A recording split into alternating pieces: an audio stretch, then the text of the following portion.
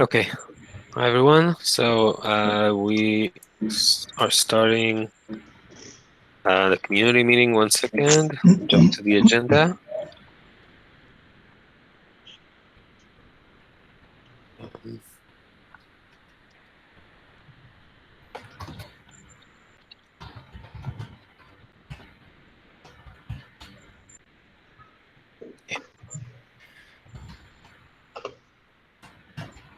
So we have a few updates and project status, and go over the PR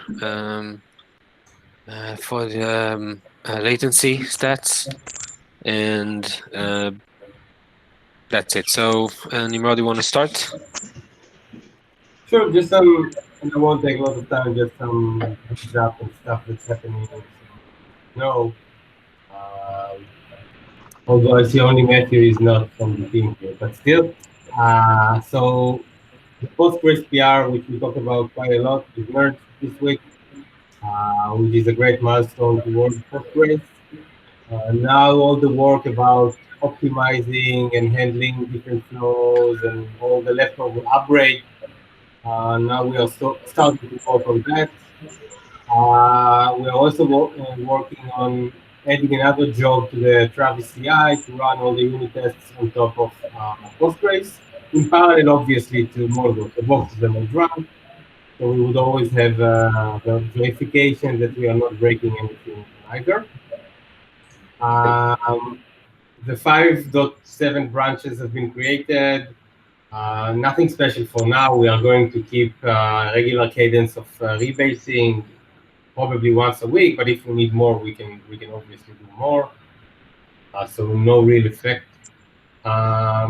There are some PRs and some effort about multi-arc, specifically Power and Z and Linux over Z.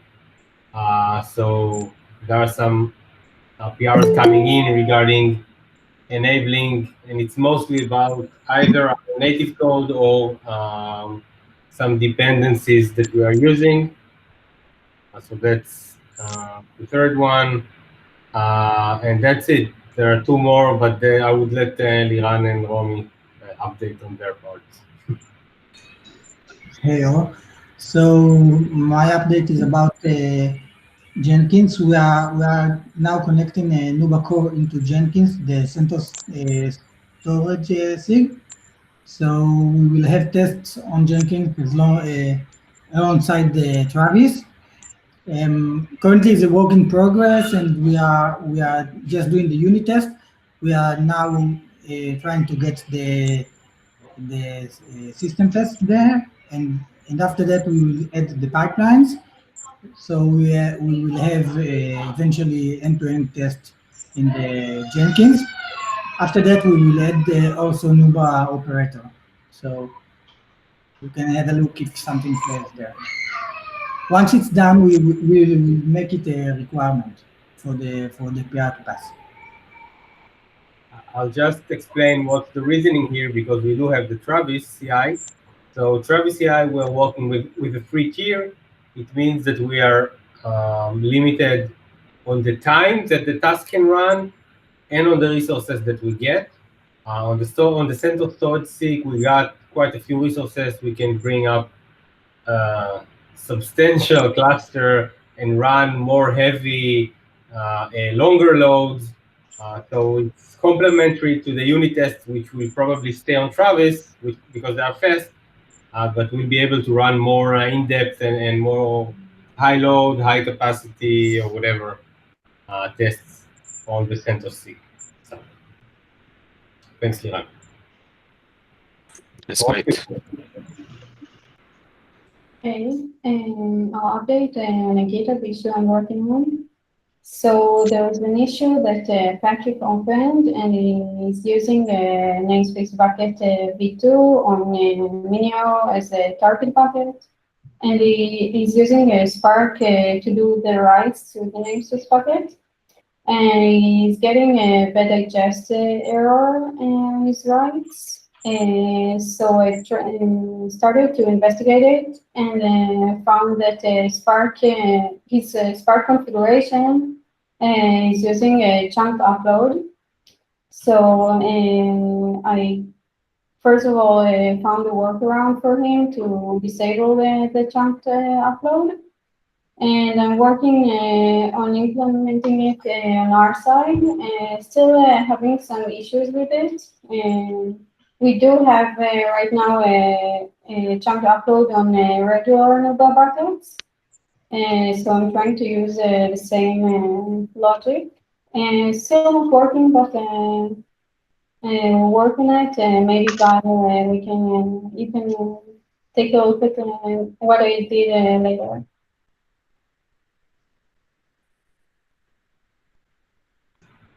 Can you hear me? Yeah.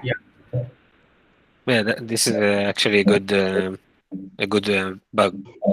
We didn't notice it too much back then, but it's interesting, and there's really two options where this can go. Either where we try to do as little as possible and just pass on the same encoding to the namespace if possible. I think So it's for not possible. From what I read on Google, couldn't find how to do it. So yeah, how to do it, how to pass the same encoding? You mean? I think Or I need to change the header, the unsigned payload to streaming something with change the header and send another header of content. How do you say? Chunk content play, something like that. right.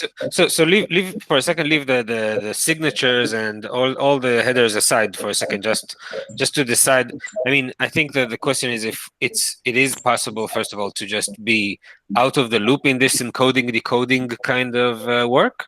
But if not, we have to decode the chunked encoding and then sort of pass it on to the SDK in the case of, for example, S3 or Azure or whatever, and that SDK will get an like a decoded kind of stream, which we have this stream that I think Jackie used, created it for.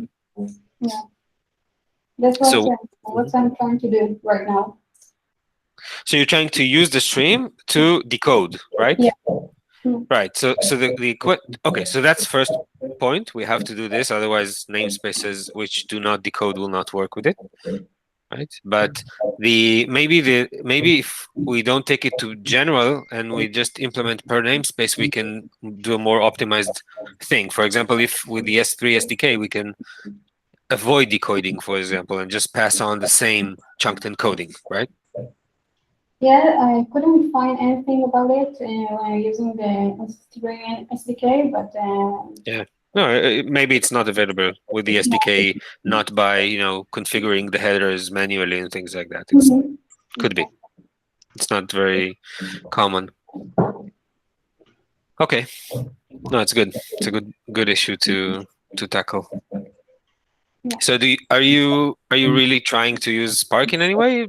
You're not, right? Yeah, I'm using Spark. You are? I mean, yeah, I tried to change his configuration. And he wrote it using a Jupyter notebook. So I can show you everything later. And Jupyter. So you wrote it with Jupyter Notebook, and it was running in Spark, and then it was running from Java, basically. Is it Java? Yeah, it's Java. But he's using I think Python. Yeah, trying to write I see the OpenJDK, yeah, and all the Java. So yeah, it's a Java SDK. Yeah. Hadoop 3.2, etc. So the only thing I may say, I mean, we kind of have this on and off once in a while, where the Java SDK is not. We are misbehaving with the Java SDK or .NET SDK. Sometimes we had, and I think maybe. I mean, we can probably include a very small test with Java SDK in our CI, right? I mean, it's not the first time we get this, and I think it always created these things. I mean, this specifically was the one that created the same. I think this one or .NET, either way, same type of implementation for chunked encoding was caused us to solve it last time for the data buckets. Yeah, I mean, we can try to edit. Sure. So take a look. Maybe it's really easy just by taking like an existing container and maybe creating it in a kind of side test. It doesn't really have to be a unit test of any kind because it's not really a unit test. But okay. Yeah, no problem. Okay, it's great. Thank you. Thanks. Okay. So unless there's more updates, I think we'll jump to the project here. Let me just refresh. Maybe it's not updated. It is. Okay. So the first thing, Nimrod, did you see these two issues? Perhaps. Not sure if we had a chance to discuss them. No. Okay. So the first one was that currently, when we edit placement policy from the UI, it overrides the entire namespace configuration for the bucket, and then it kind of overrides the caching configuration. It should be easy to fix.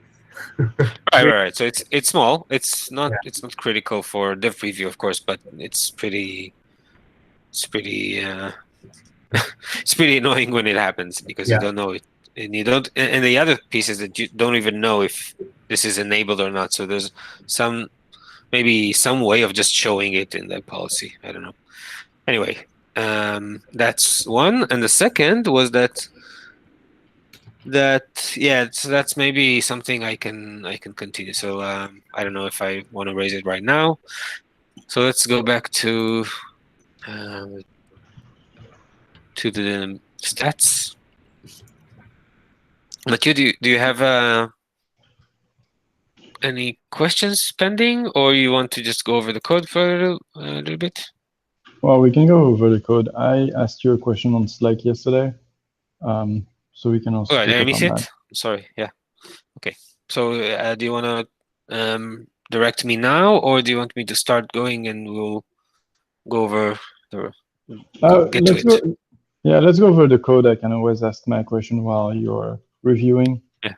Okay. So this one, Oad, did you see this fix? The problem was that they didn't like, the new compiler doesn't like that it's the string itself that is evaluated here is local. Sorry? This is the fix for the what function, remember? So yeah. This is so the problem, and I also commented. I pushed a different fix for that. Yeah, I don't know when you're talking about after my comments or not. Anyway, just wanted to make sure you understand that the problem was that the string here, the local string that was created by this plus, so the compiler didn't like that we return a pointer generated from this local string. Yes, because it's allocated on the stack, and the stack frame goes away. It's right, but it only wants us to return a string from from the context of this exception. That's it. I understand, but you change the behavior here. I have a commit that preserve the same behavior, but with instead of stack allocated string, with heap allocated string. Yeah, but I don't think we need to do anything to do allocations manually for these cases. We just want to return the string. If we want a different string, we can add to the string the exception prefix in the beginning and keep it this way, I think. So would you like me to close my PR or what exactly? We can either add to this message on the beginning, you can close, or you can update it maybe if you want to, because I commented something different there. Anyway, we can push it here as well if you want or not. It just depends on what you want to do with the latest comment that I made. Anyway, let's go on. We'll look at this offline. Okay, so right here we are in the collector itself. Okay, so you did this separation, right? Which we said we were not completely. Oh, so there's something weird just right here. Oh, so you are calling the same one anyhow for that matter. This one, for example. Yeah. I think we need to take a look for a second how this is used. So let's continue with this. Yeah, I think it was my question that I had asked you. So what do I do with this extra method?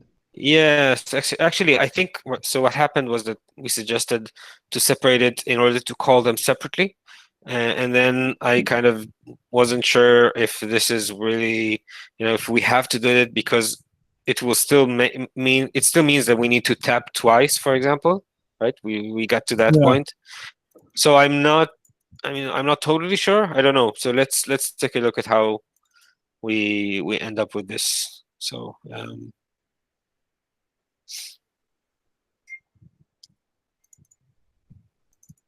Okay, so this is making it internal in some way? Yeah. These? Okay, yeah, and then you added these to wrap it up. Ah, I see. Okay, now I understand. I didn't see the rename for internal here. Okay. I see.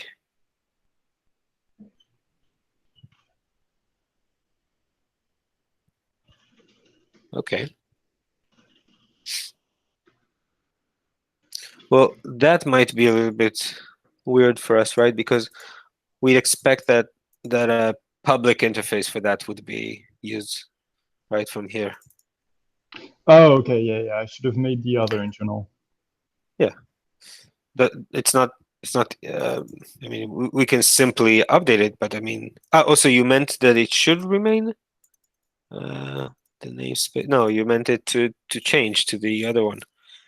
Yeah, and then the other one, I should have made internal. The one that is called only in yeah, in the stats collector, so yes. I can change that. Yes, I think I understand. So let's continue and see if I do understand. Okay, so here, right, so namespace cache right now. Let's see if we can, where's the filter? Okay. So the report I think was, yeah, it's the same, didn't change. Oh, so right, I saw what you did here. This looks like something that is a beginning of what we need, but I don't think we need to put it into complete params in this case, right? The only case here, we'll see about that. I mean, we do want to update the cache stats here, but I'm not sure if this is. I mean, we don't need anything, I think, to pass on from here to into our metadata, right? It's mainly this is the update that's going to be, Oh, okay. updating. So you just call awaits. Right, that's first. Okay. The second piece of it is that we want to pass on some information to this because we want. Oh, unless you have like the latency already being calculated in the callback. If it's just for latency. Yeah, the latency is being calculated in the callback. If you open namespace cache.js, you'll see the calculations, because the calculations can be or like the stuff can be slightly different from call to call, and so that's why I don't do everything the same in object.io, and I just have this callback that is defined in each of the latency calls. Mm-hmm. Okay. And why is that? So this represents the latency to get to which point in time just before we complete the cache upload. So let's see what are we looking for when we are doing this. Oh, so let me see.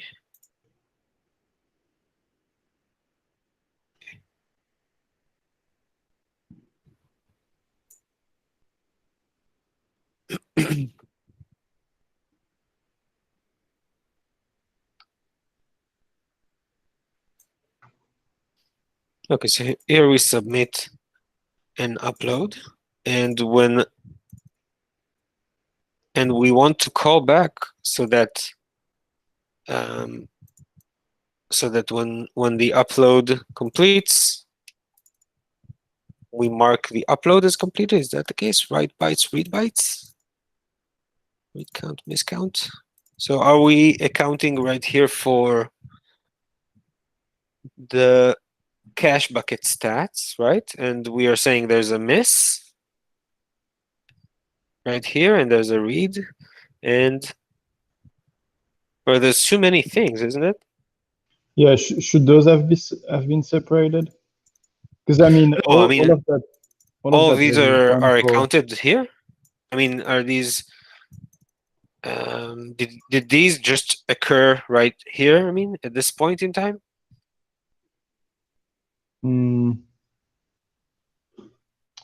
It's a good question. I guess not necessarily, but that whatever was this in this update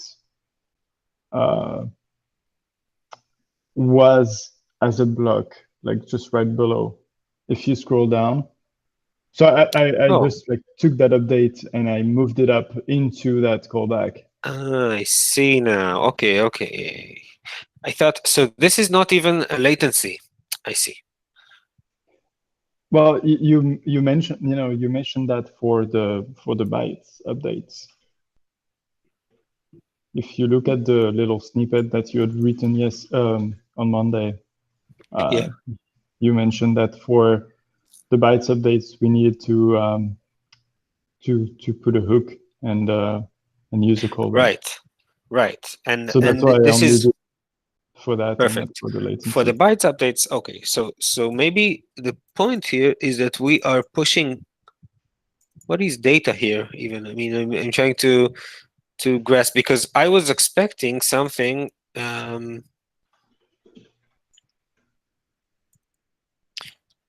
So I think what's missing to me is that this callback, I expect it to be called as the parts are written. So I think inside Object.io, I think we need to place it a little bit different. So not just before closing, like completing, but actually within the flow of uploading.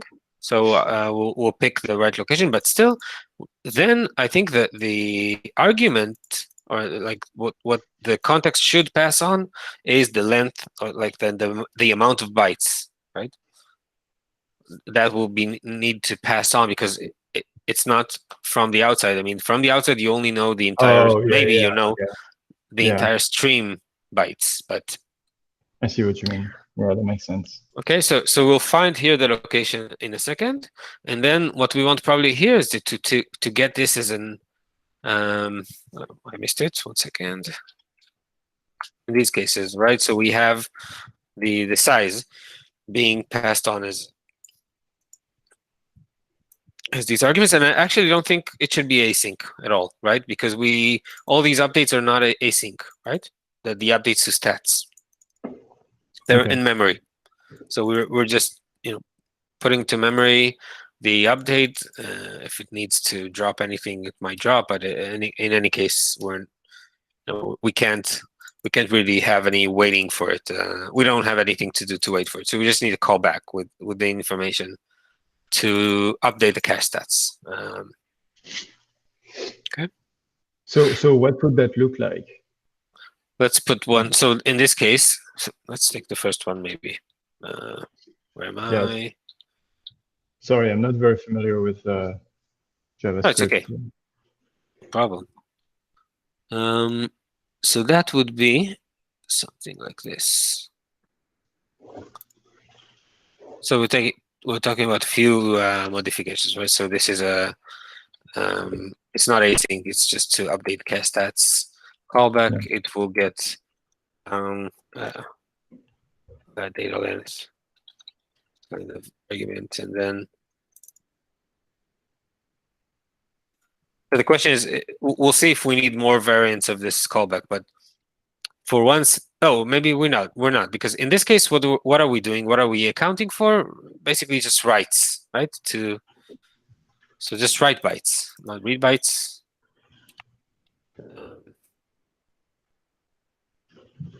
And I think that will be the update for this case, for example, right? because the only event in the for Okay. some things. Oh, it's okay. Let me see. Oh, we can even do this.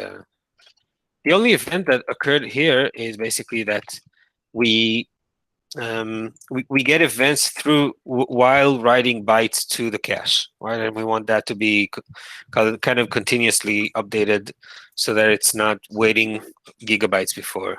And of course, this case specifically, I think it's actually, maybe this is quite futile. We could have, done it differently, but anyway, it might be that this is the same. I mean, it's the same as we need to do in the other cases, so we better just do it the same. But I think this is the same one. For the first range data, it's a small range, so it wouldn't be difficult to just count it once at the end. But let's take the other ones. Oops. Right, so this, let's see.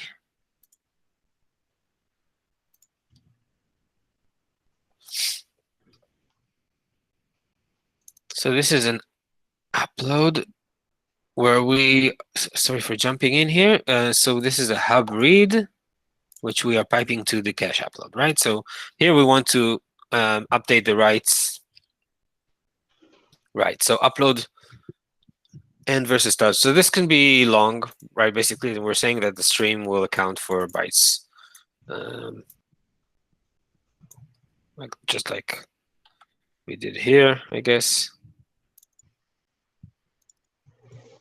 And I think it's basically doing the same, right? It's the intention is just that if this is the case, it will count. So maybe even this callback we can somehow set it. But anyway, it's okay to have it more than once. It's not doing much, I think.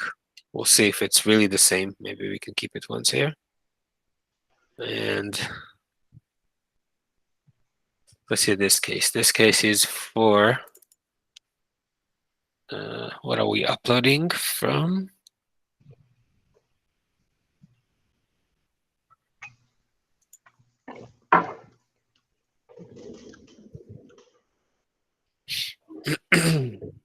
This is like the else of it. So we are, oh, I think this is reading.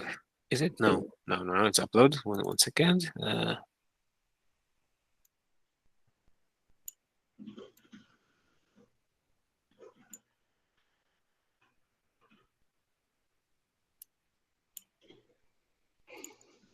So we upload. Oh, so this is the upload.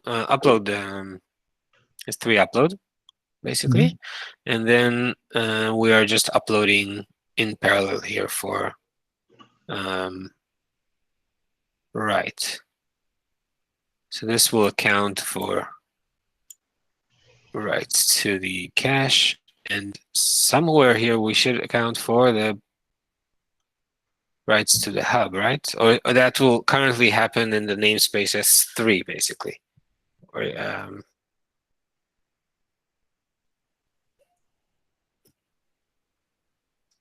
it's interesting. So we have here, it's a little bit difficult to see. Maybe we can open this for a second.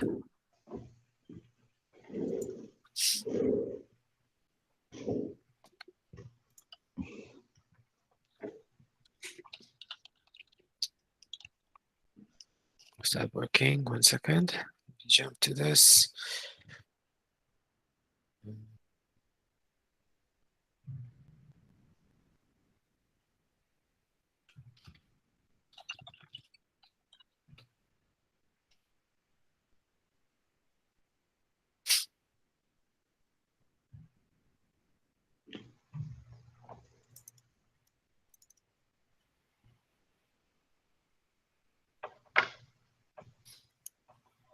Right, so not this one.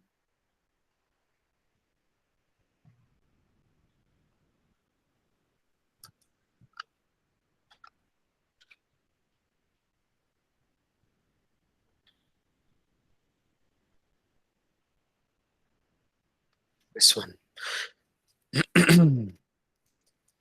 Oh, so again, so this is still the same, just a different use case for reading from hub. Okay. sorry, it was difficult to see in the diff, but both cases, we just need to account for writes to the cache in this case. Okay. Going back, so I think these cases, I mean, all these are the same, right? So you can probably go and see.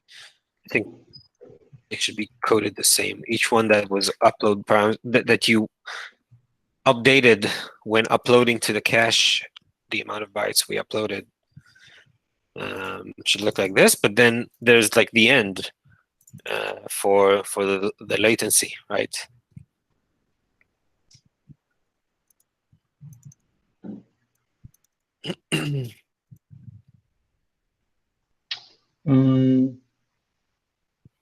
Wait, can you repeat that? So when we upload, we wanted to also capture the latency of writing to cache, right? Which is this one. Mm-hmm. Yeah, so I was looking for this. Okay, so this one is making the update, something about the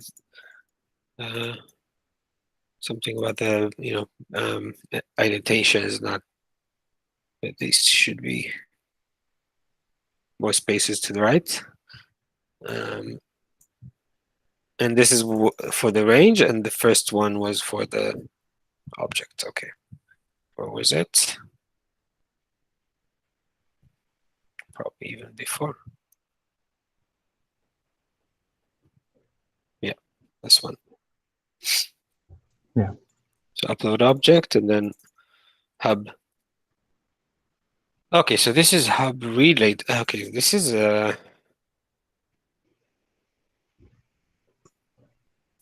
why is this hub read latency?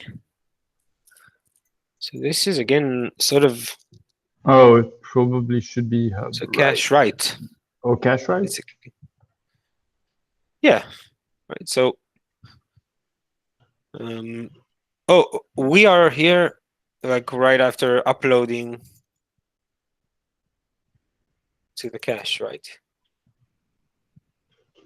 Yeah, let me get the code. So this is inside the submit.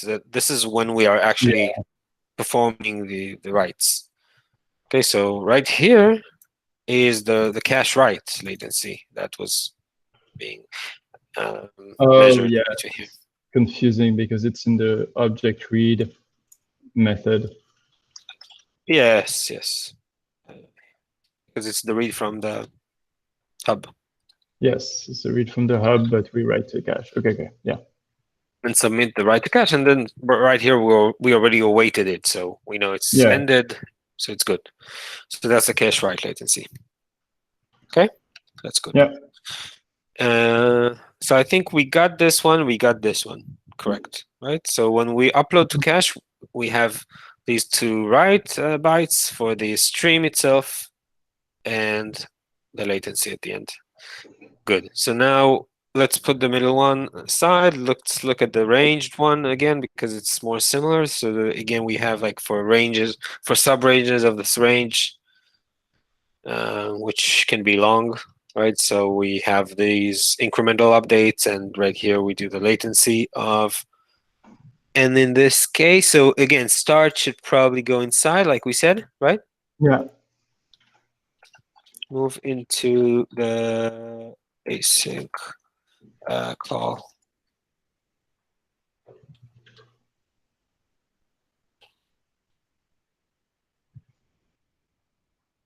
I mean,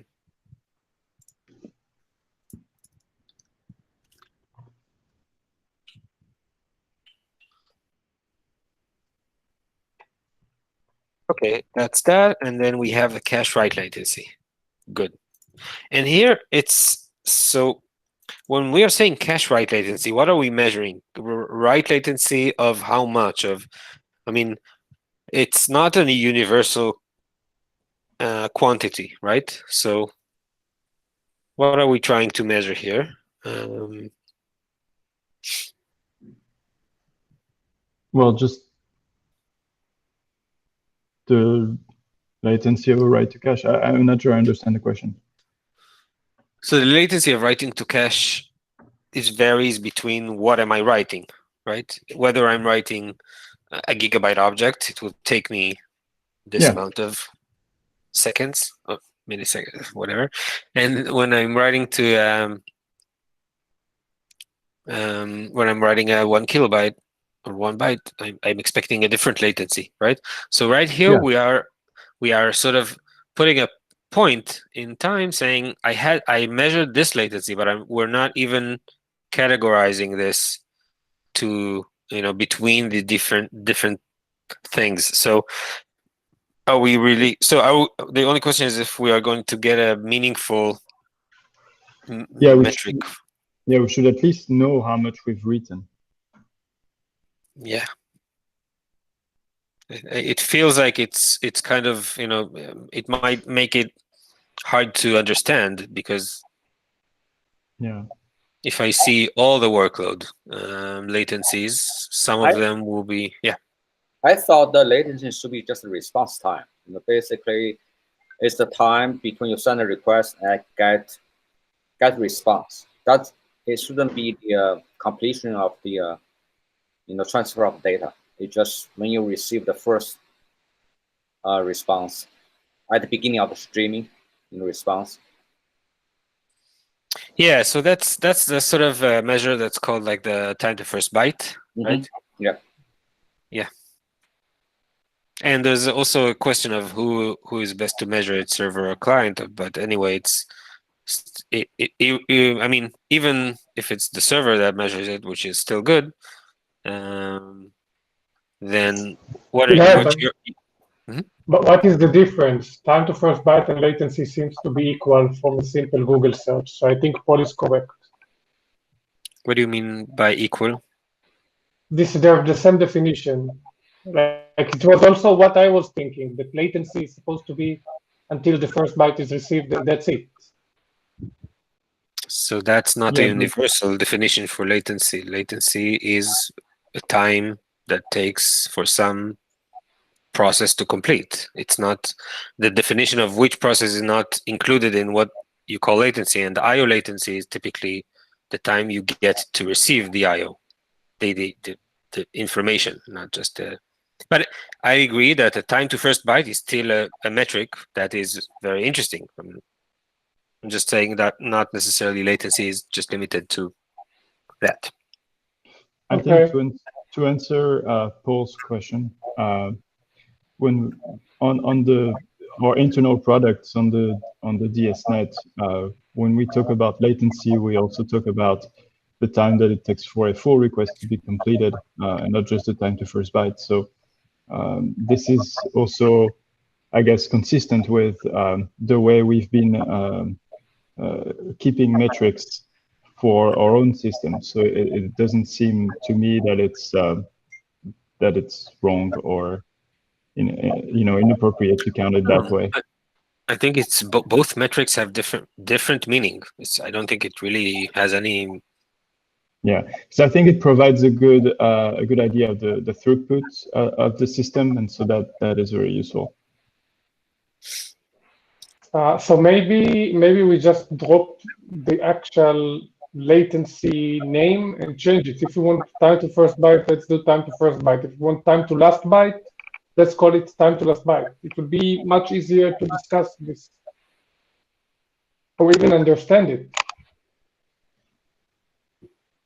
Yeah, the thing is, like, if you try to also get the time of the last byte, then you have to consider the amount of data, right, transfer. So you have to, put as a label, I guess, or somehow, it cannot be just, completion the time.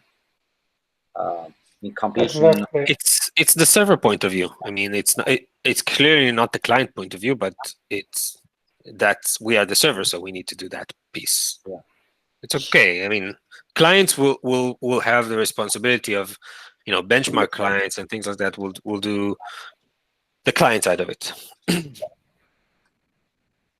So I think it's okay that we measure what we can, and I think first and last bytes sounds like the right type of things we want to measure. But the other thing to add is that time to last byte on its own doesn't qualify, I mean, is as meaningful information enough, because the question is how many bytes are there between the first and the last. So what will be meaningful? Because I understand that time to last byte is not meaningful. What So, if you just... So I think, I mean, from this world, I mean, there's histograms that's like bucketing these things together to some degree, and there's you know, some, if we are doing like a point metric, we can collect also the size per latency, and then, you know, when we are actually building reports, only then decide what are the histograms, what are the, you know, whatever, like we can then only process that to a meaningful information. This seems reasonable. So we are missing the size metric itself together with this latency or time to last byte. On the same actual... Is it possible to add it? I mean, we talked about it, I think, at one point, but for Prometheus, whether this allows us to save additional information, and you said that there's a question if this is worth it, not worth it, or things like that. There is a correlation of 1-to-1 here. For each size, you have a latency, or for each instance of size. So you don't get a matrix of possibilities. It's not like adding a different category where each sample can go in multiple categories. It's only one categories that have two different metrics in it. So it will not explode Prometheus or anything like that. You just say, for these metrics, I have two values. I have the size and the latency or time to last byte. This will not be a problem. It will keep the same amount of samples. So I think we should get it. Okay. And is it do we need to do something in the collector to allow it? Or is it always the case that we send like some more than well, this is the bytes, like latency. I'm not sure about the collector, but I can say about Prometheus. Prometheus will need to have these two metrics in the same snapshot and with the same labels, because the labels, it was differentiate between values. So I'm not sure what exactly they did and how they quantify it into a metric and a label, but it's two different metrics which are sampled together and have the same criteria in order for us to combine them on the other side. Okay, I'm not sure the criteria means for events or alerts or things like this. No, just if you think about Prometheus, Prometheus is just coming and scraping everything. You need to save it somewhere. In order to save multiple samples per metrics, you need labeling, because labeling is what differentiates between the samples. If not, you are just rewriting the same data. You are overwriting the same data. So what I'm saying we need two metrics that are scraped together, but also collected together, size and latency. Now, so if they are overwritten, they need to be overwritten together. They should always point to the same. Now, I believe we are doing here something like one per bucket. The bucket name, it's actually the label that we differentiate between samples. So on the same scrape cycle, we can have multiple metrics differentiated by bucket name. So what I'm saying is just that we need to be sure that all these criteria are the same for both metrics. If not, we'll just mix up oranges and apples, and we don't want to do that. But how do we add? So if we want to add to this, how do we add a size? What will be? We need to define the new metrics in the endpoint report. Let's call it whatever size with the same label scheme. I think that the label schemes there is only bucket name. Label is this bucket name? Okay. Yes. Here we call it bucket name, but it's just a label. It can be anything. I'm not but it's sure not an increment, right? Or is it okay? No, it's not really. Again, I didn't define the exact metrics that they used in the endpoint. I can take a look. I can take a look on that specifically for next meeting if you want me to. Okay, But so one question that I have is, I thought that increment was, maybe I'm not in the right place. I thought that inc there was reserved for the counters and not for the kind of, I don't know, these histograms kind of type metrics, like only the counters. Yeah, is that the case? Maybe. yes, increment is for counters. It's, okay. I'm not sure. I think that what happened is that the latency was added later and it was copy paste from the counters, the usage part, or the used increment. I'm not sure it's correct. No, it's okay. It's here. It's added here. Are you seeing the screen? I mean that using inc on a non-counter metric. I'm not sure that this is correct. Ah, okay. Let's see. Okay, so we need to change that to, to what? Give me a second. I will check the documentation.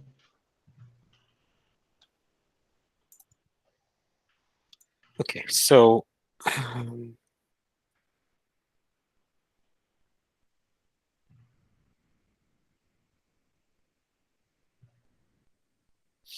so I think this, at least this pattern is clear enough. I mean, once we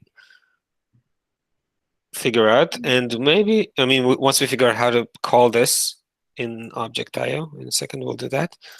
And but then we push a callback for the rights update, and then which is kind of a counter update. It's a live counter, and this will only, be updating the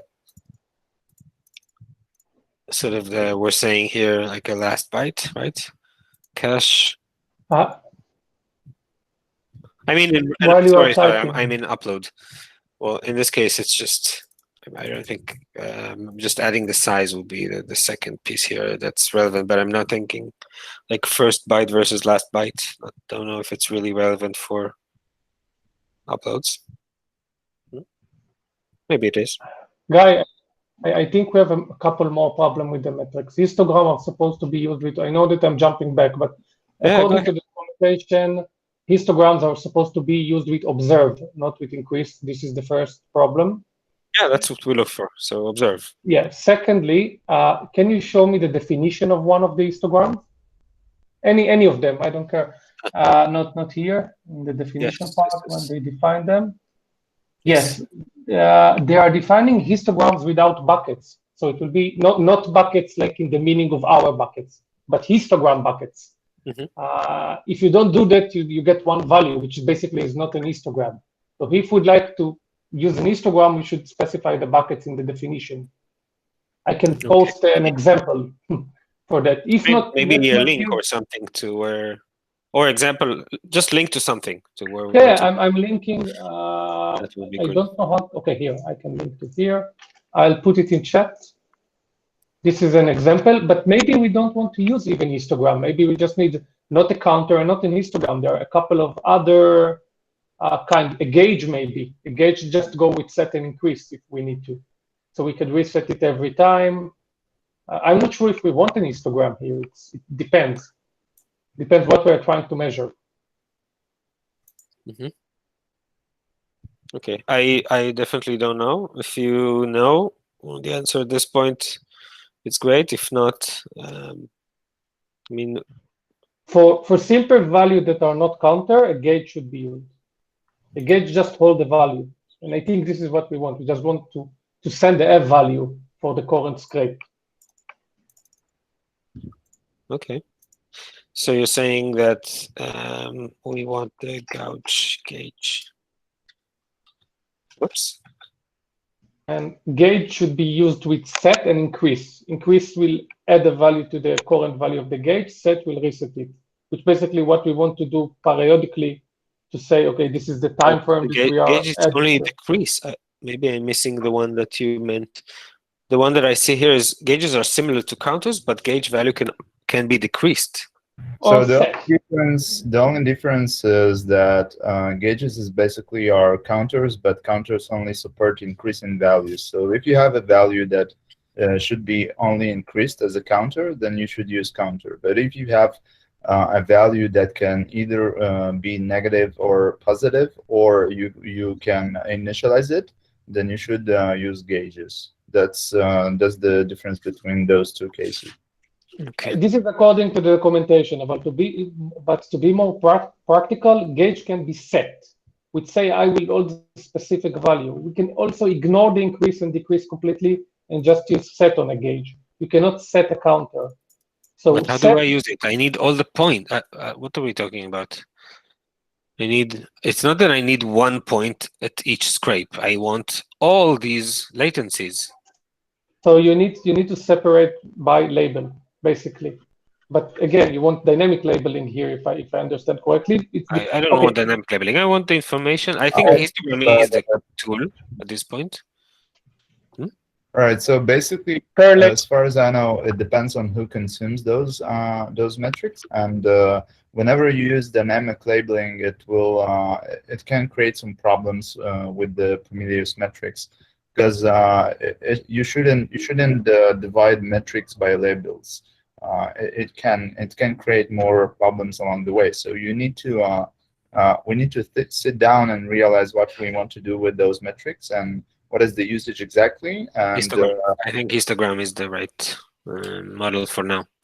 Let's make it. There is no problem with histogram, but we need to define the buckets for the histogram, unless it is meaningless. That's what I'm saying. So we'll define. I mean, we need it to be functional, first of all. I mean, this is at this point we have information, we want to keep it, right, and we want to make some use of it for for purposes of understanding how the system behaves, etc. So I think we need some way of collecting this. We don't want the perfect solution yet because it will take time, but I think histogram will work. I'm just saying, guys, histogram will not send you the actual metric. This is not what they do. The metric of histogram will send you the amount of observation per histogram bucket. This is the data that will be sent to Prometheus, and I don't think that this is what you want.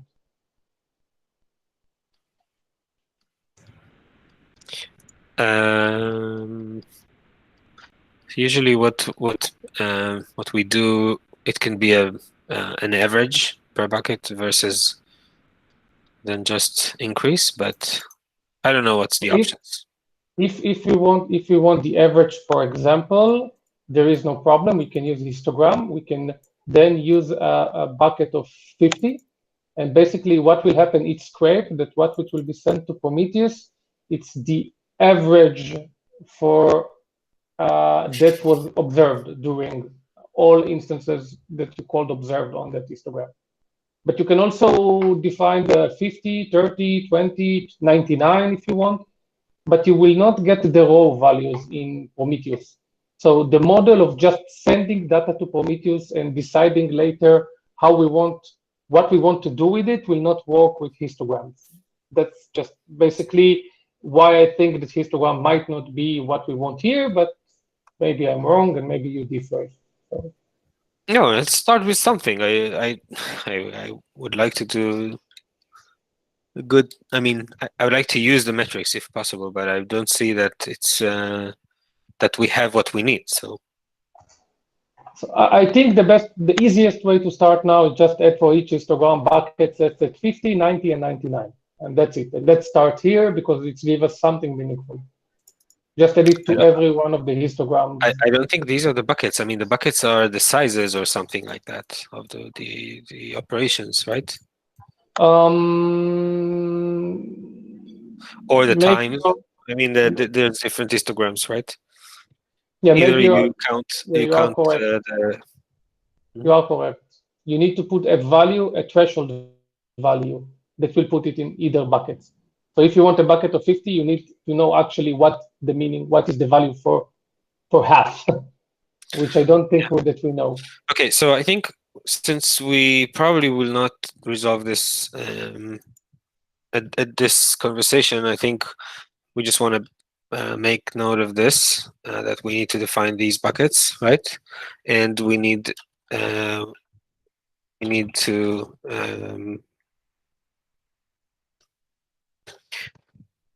this way. We need to define the buckets first for this case, right? And then we will need to use observe of some sort here. On the endpoint report, we already have the observed interface, so we just need to use it in the collector or something. Yeah. Okay.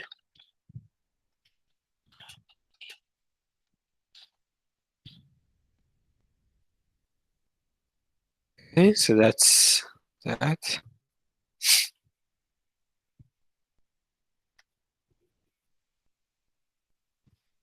Okay, so I think let's wrap up this review. We need to continue with this and finalize on more of these questions. It sounds like we are not really close, but I hope we can get it done. So Yeah. thank you, Mathieu, for all that long discussions and on this PR. I know it's difficult.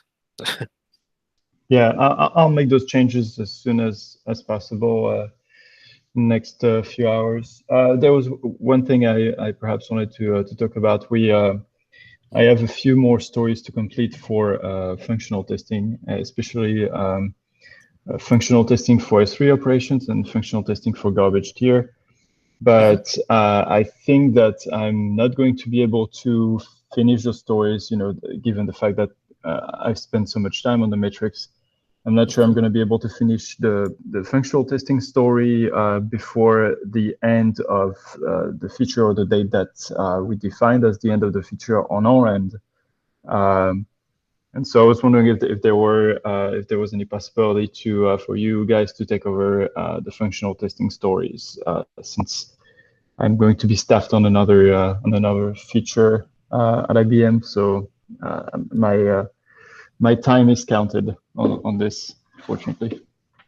Okay, so let's discuss this offline and see what can be done.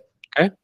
But yeah, I know this was with dependencies and complexities. So yeah. Anyway, we can talk about this later. I just want to throw that out there just to prep for future discussion. It's a good point. Thanks. Okay, guys. So let's wrap up, and we'll get to next time. I hope I can allocate some more cycles for the demo to get back on the demo, and we'll push through this PR as well. Thank you, everyone. I'm going to stop and see you on Monday. Bye. Thank you. Bye-bye. Bye-bye.